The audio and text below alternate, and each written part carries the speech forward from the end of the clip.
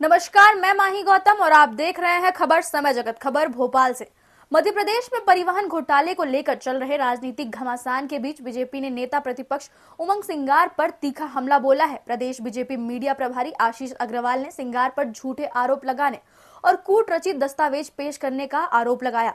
उन्होंने कहा कि अगर उनके पास सबूत है तो उन्हें जांच एजेंसी या कोर्ट में पेश करना चाहिए।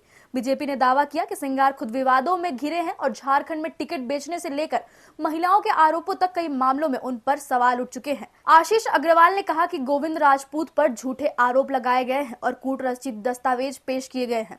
अगर सही सबूत है तो उन्हें जांच एजेंसी को देना चाहिए और कोर्ट में भी जाना चाहिए।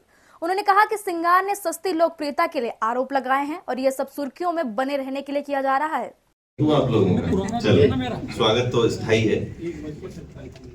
देखिए, आज कांग्रेस के नेता प्रतिपक्ष श्री उमंग सिंगार के द्वारा पुनः चरित्र हनन का और झूठ का झुंझुना बजाने का कुत्सित प्रयास किया गया और हास्यास्पद और आत्मविरोधाभासी है कि जो उमंग सिंगार स्वयं विभिन्न आरोपों से घिरे हों, वो आज दूसरों पर आरोप लगा रहे हैं। मैं याद दिला दूं कि ये वही उमंग सिंगार हैं जो 15 महीने की कमलनाथ सरकार के दौरान अपने ही मंत्रालय में खरीद फरोख्त, ट्रांसफर, पोस्टिंग ऐसे अनेकों मामलों में करोड़ों रुपए के भ्रष्टाचार के आरोपी थे।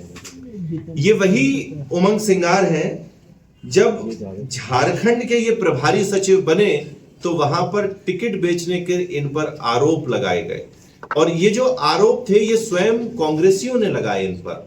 इसके बाद राहुल गांधी ने एक जांच भी की जिसमें ऐसा बताया जाता है कि आरोप इन पर सिद्ध हुए। ये वही उमंग सिंगार है जो कभी अपने ही पूर्व मुख्यमंत्री दिग्विजय सिंह को शराब माफिया, रेत माफिया, ब्लैकमेलर बताते थे और आज उनके साथ ही मंच साझा करते हैं। वैसे मैं निजी टिप्पणियां करने में विश्वास नहीं रखता हूं, पर उमंग सिंगार को याद रहे कि उन पर विभिन्न महिलाओं ने समय समय पर बहुत गंभीर आरोप लगाए। एक महिला ने तो उनके स्वयं निज निवास में आत्महत्या की थी। ये समझना होगा कि वो कितनी प्रताड़ित रही होगी।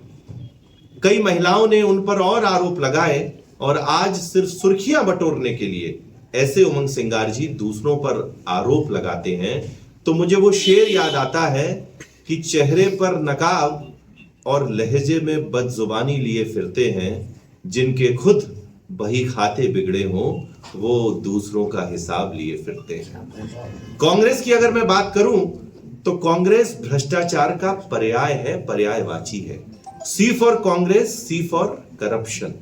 और कांग्रेस के प्रथम परिवार के जो जितने जी हैं, राहुल जी, सोनिया जी, प्रियंका जी और जीजा जी, ये सभी विभिन्न गंभीर भ्रष्टाचार के मामलों में या तो अदालत से जमानत पर रिहा है या रोज ईडी और यूडब्ल्यू के चक्कर लगाते हैं।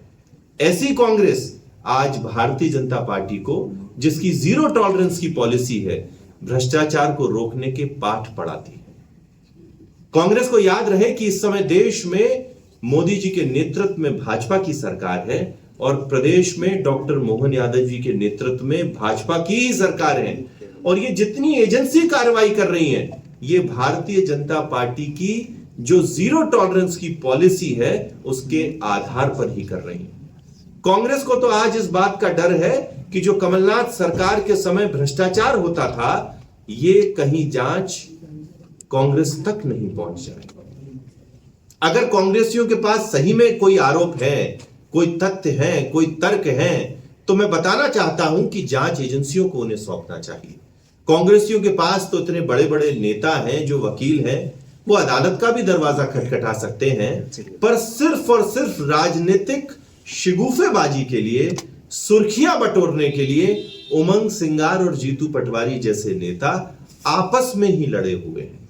कोई कभी बाइट देता है, कोई कभी पत्रकार वार्ता करता है और नया कुछ नहीं होता। मैं बताना चाहता हूं कि दोनों जांच एजेंसियां बहुत गंभीरता से जितने भी भ्रष्टाचार के विषय उस पर कार्रवाई कर रही हैं। किसी व्यक्ति को भारतीय जनता पार्टी की सरकार के समय नहीं छोड़ा जाएगा, पर कांग्रेसी इस तरह की सस्ती लोकप्रियता से बचने का प्रयास करें। और ये देश बाबा साहब के संविधान से चलता है, कांग्रेस के प्रथम परिवार के निवास से लिखी हुई किसी किताब से नहीं। इसलिए संविधान में जो जांच एजेंसियां हैं, जो न्याय प्रक्रिया है, कांग्रेस अगर कुछ उसमें सौंपना चाहती है तो सौंपे, नहीं तो स्वयं अपने आप को सुर्खियों में लाने के लिए ये जो बयानबाजी की जा रही है, ये निंदनीय है। मैं पुनः बताना चाहता हूं, जीरो टॉलरेंस की नीति पर सरकार चल रही है, किसी को नहीं रोका जाएगा। अब कांग्रेस के द्वारा जो आरोप लगाए गए हैं, बहुत डिटेल में तो नहीं जाऊंगा, पर मैं सिर्फ एक छोटी सी बात से बताता हूं कि कितनी आत्म विरोधाभासी आरोप कांग्रेस लगाती है। कांग्रेस की जो दस्तावेज दिया गया है उसमें एक जो नाम आता है वो स्वयं एक कांग्रेस के नेता का है, और हास्यास्पद है कि उमंग सिंघार ही उस पर आरोप लगा रहे हैं। तो ये कांग्रेस को बताना चाहिए कि जो कमलेश बघेल हैं उनका कांग्रेस से क्या नाता है, वे किस गुट से आते हैं और किस गुट से अपना बैर निकालने के लिए आज उमंग सिंघार उनका नाम ले रहे हैं। तो तथ्यहीन, तर्कहीन और कूटरचित तथ्यों और तर्कों के साथ आज उमंग सिंघार आए हैं। उनका प्रयास सिर्फ और सिर्फ सुनियोजित षड्यंत्र है, इसके अलावा और कुछ नहीं। आशीष जी, तो ये थी भोपाल से आदित्य सराठे की रिपोर्ट। ऐसी और रोचक खबरों के लिए जुड़े रहें खबर समय जगत के साथ और चैनल को सब्सक्राइब करना बिल्कुल ना भूलें। धन्यवाद।